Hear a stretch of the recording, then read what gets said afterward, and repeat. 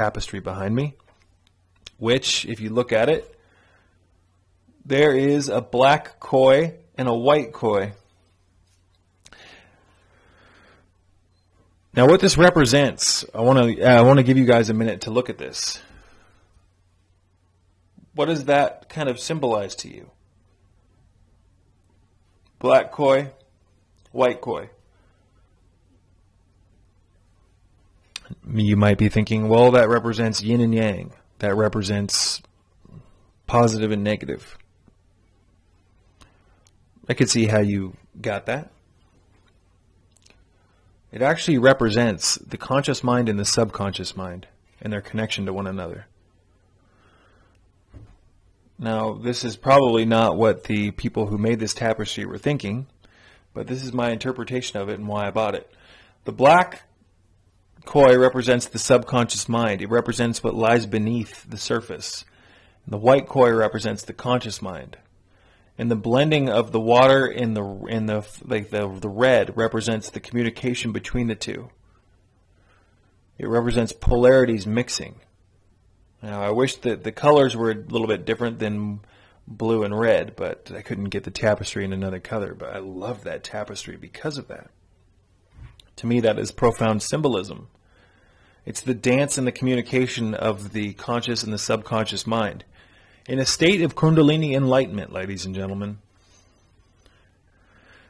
our subconscious mind reaches a state of absolute dominance. The subconscious mind is liberated through the Kundalini. And when the subconscious mind is liberated through the Kundalini, anything is possible. Nothing is impossible. With the Kundalini energy activated and aroused and stimulated, when it moves up past the basal ganglia and all the way up into the brain, it liberates all the bones and enlightens all the calcium, and it's just amazing. All the electrical nerves, and you have all this energy moving through you. When it reaches the brain, ladies and gentlemen, you now reach a state of Christ consciousness. Christ consciousness is consciousness where all of your divided self, all the divided aspects of yourself are fused and you become one. The conscious and the subconscious become one. Right now we're in a divided state of consciousness because this matrix, through all the vaccinations, through all the bad food, the dairy, the pus-forming foods, all of the mucus, all of the mind control, all of the symbolism that is being used on us, we don't know who we are or where we came from, what our purpose is. We're filled full of garbage. We have spiritual amnesia. We have no connection really anymore to the subconscious mind, and our conscious mind dominates our lives, and it's been programmed to actually bring us misfortune. So it's all about tuning into symbolism that is beneficial and getting away from that damned television that's filling you full of symbolism. The encircled cross can change your life for the better. You should, the television, you guys, if you watch TV, you better be careful. You better put your shield up, because that stuff is filling your mind full of symbolism that is ruining your life. And a lot of it you can't even see. You see, there's symbolism on the television that you can see. All of the weird triangles and all the stuff that's being used in a negative fashion.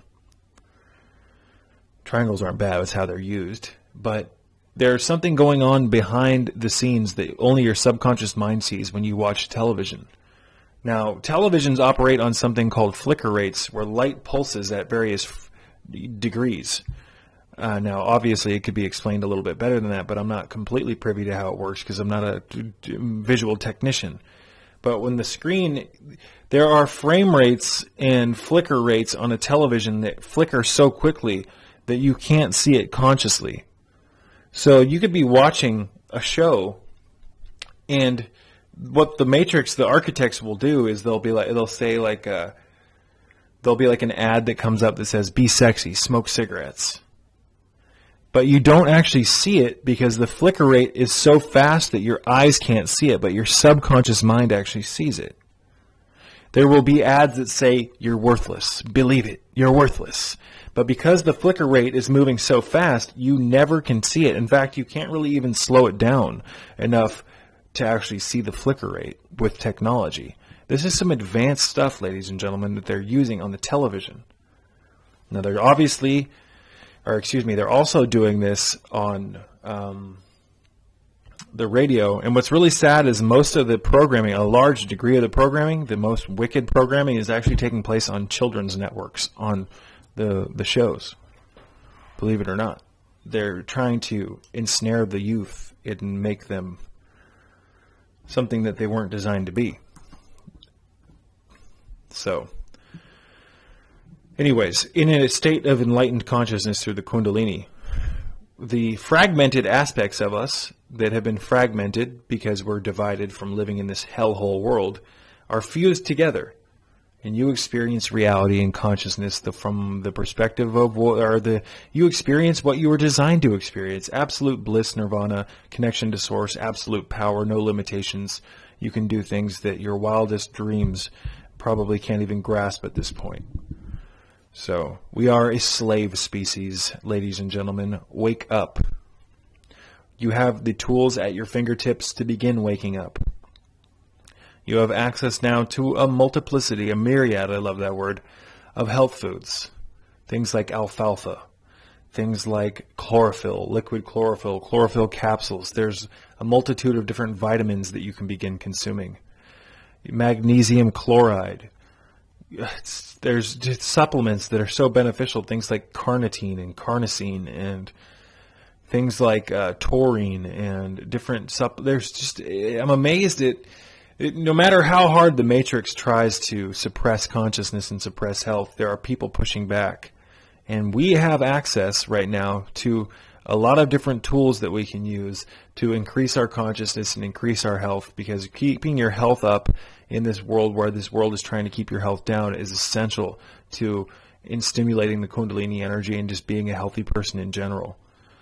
But it's much more than just health food. A lot of this is mental. If you can attune to the encircled cross and begin to attune to the cycles of nature, the 4 seasons, the 4 elements, the 4 cycles of the moon, getting attuned to the cycles of the moon and understanding the moon and its effect and how it exerts influence on your consciousness through your fluids of your body, because the moon affects fluids. If you can get attuned to the cycles of the waxing and waning of the moon and the new moon and the full moon, and you couple that understanding and that symbolism of the encircled cross into your health regimen, ladies and gentlemen, you now have a very valid tool for growth. You have a diagram. You have a set of laws that you can now operate on. Man is a lawless species. Humankind, is a lawless species. People don't know what to believe, what to think, what to feel, how to act. People are lost. And we're lost because we are no longer attuned to and in unison with the basic foundational laws of how the universe works, because the universe, ladies and gentlemen, operates in precise laws. Matter is brought into existence from spirit through precise laws. Those precise laws on how spirit creates things, that to me is God. Because those laws are dependable. Those laws are real. You can look at the kabbalistic tree of life, for instance. That is a very accurate diagram of how spirit creates matter. You see, on the kabbalistic tree of life, you have Kether, the top sephirot or the sphere on the tree of life, and there's multiple different spheres on the tree of life, and each one represents a different energy of how spirit condenses and moves through different forms until it shapes matter. All the way at the bottom, on the tree of life, we exist in something known as Malkuth, or the kingdom. This is where the physical realm is on the tree of life. The physical realm is a very holy place, ladies and gentlemen. You see, New Age philosophies in a lot of spiritualities and different dogmas will try to teach you that the flesh is evil. The flesh is one of the most divine things in existence, and the Kabbalah proves this. But modern religion wants you to think that you're here to, that you're basically it depends on who you ask, because some Kabbalists or people who study Kabbalah will try to tell you that the body's a prison. The body's only a prison in a non-enlightened state. Anything that isn't functioning properly is considered, not optimal. And right now, as a species, we are not being optimal because we're not enlightened anymore. So I could see how some Kabbalists or some occultists or people who study philosophy might think that the body is actually a prison when it's not. To me, the body, based on my study of the Kabbalah, this is a divine opportunity. This reality is absolutely holy. If we could only see reality through enlightened eyes, then we'd realize that the flesh is not evil. Modern religion wants you to think that life is all about being a good